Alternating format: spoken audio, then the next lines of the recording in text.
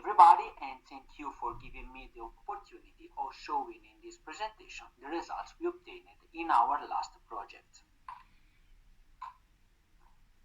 First of all, I'd like to thank all my colleagues I work with from Siena, Firenze, and San Camillo's Universities, Spallanzani Hospital, and our mutual friend Maurizio Sporzin. Also, I want to thank the Italian Accademia of Apiterapia.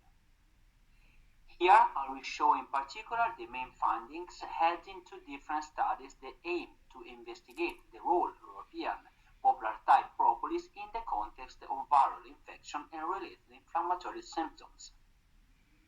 The common factor of these studies is related to the use of the same propolis sample. The first feature important is that these poplar type propolis underwent all quality control for its use in food supplements within the European Union. It was certified as pesticides, heavy metals, and IPA free. The second feature, more important, is about the chemical characterization of the study propolis sample. First, we extracted the raw propolis with ethanol 80% and subsequently obtained a dry extract. We know the chemical quality markers of poplar type propolis are flavonoids and caffeic acid phenylethyl ester, KB, and thus we preliminarily analyzed total flavonoids by means of UT method, finding that our sample was very rich in flavonoids, 15.75%, and more than 18% total polyphenols. By means of HPLC-DAD, we found that galangine and pinosembrine represented the most present single compounds in the propolis, whereas KP was over 1%. Other identified compounds comprise chrysine, pinobanxine, ecacetine, and quercetin. Our first antiviral tests were performed taking into account influenza virus by testing our extract against the pandemic influenza A H1N1 strain. Antiviral tests pre- and post-absorption of this virus strain on MDCK cells showed that the extract at non-cytotoxic concentration did not reduce the viral load. At higher concentration, the antiviral activity corresponded to cytotoxicity without selective effects. Despite this, we found an interesting anti-neuraminidase activity evaluated by means of a cell-free assay.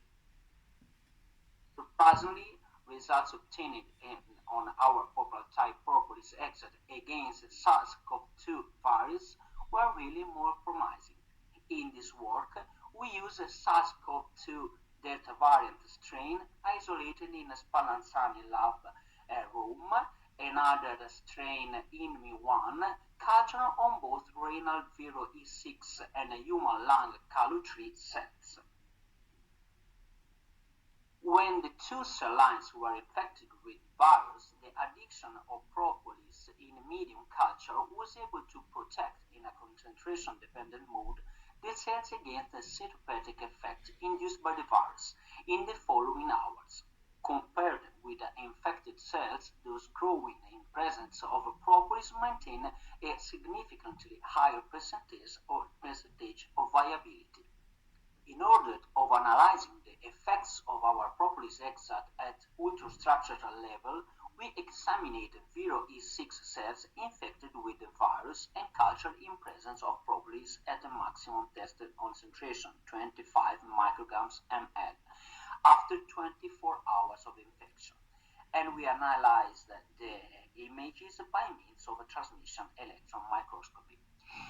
As we can see in the figures, cells infected with SARS-CoV-2 virus show the major viral particles at the cell surface, in cytoplasm, and into vacuoles, while at the left, in cells treated with propolis, we had a very significantly lower number of virions and a lower number of particles. Furthermore, these treated and infected cells showed numerous single virions in the cytoplasm of the cell, and the difference differences were significant between treated and non-treated cells. The infectivity of viral particles were assessed by viral titration. In presence of propolis on calorie cells, viral titer was significantly reduced with a concentration and time-related kinetic. The capacity of our propolis in hindering viral replication was analyzed by measuring the level of the RNA transcripts of N and E genes from the viral genome. Again, in concentration and time-dependent manner.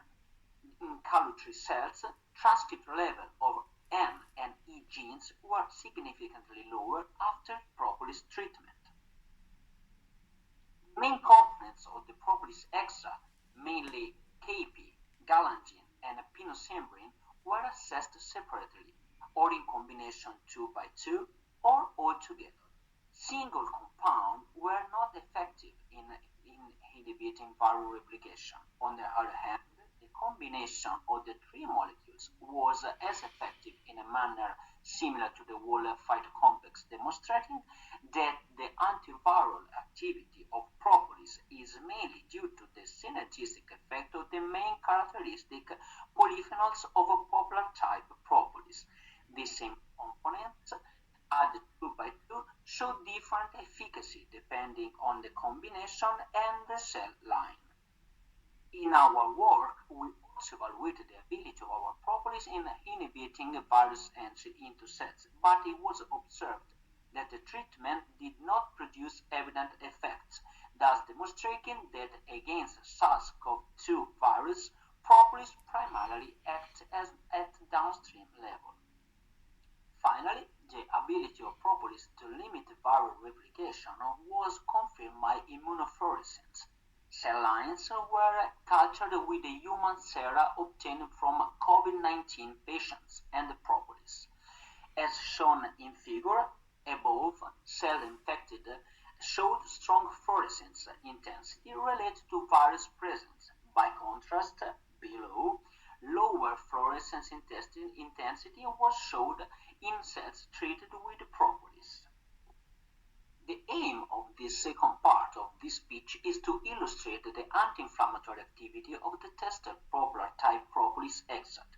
Inflammatory symptoms commonly occur in viral infection, acting both in upper and lower respiratory tract, and they may evolve in simple pharyngitis, but also in very severe lung dysregulation, as in the case of COVID-19.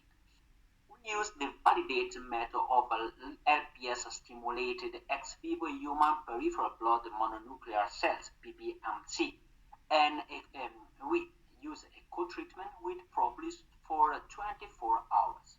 We dose the main pro-inflammatory cytokines, interleukin 1 beta, TNF alpha, and interleukin 6. That are the most upregulated cytokines after LPS stimulation. As we can see, propoli exerted a concentration-dependent anti-inflammatory effect, very clear at 25 micrograms per ml.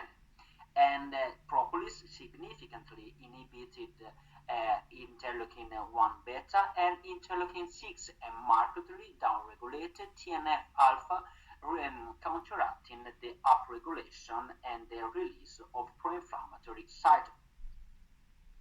We want to compare the effect of propolis with the reference drugs, finding that our extract had an anti-inflammatory effect very similar to flubiprofene. By analyzing single compounds, we found that KP exerted the best efficacy in downregulating the cytokine release in stimulated PBMC, but the propolis phytocomplex again demonstrated a synergistic effect.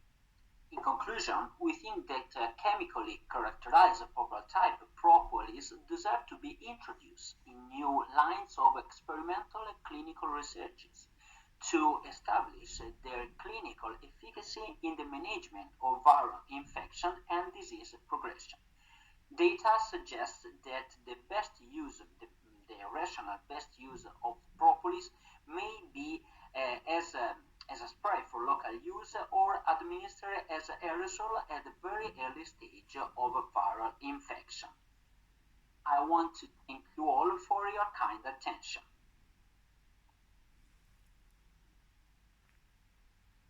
Yes, another very good presentation.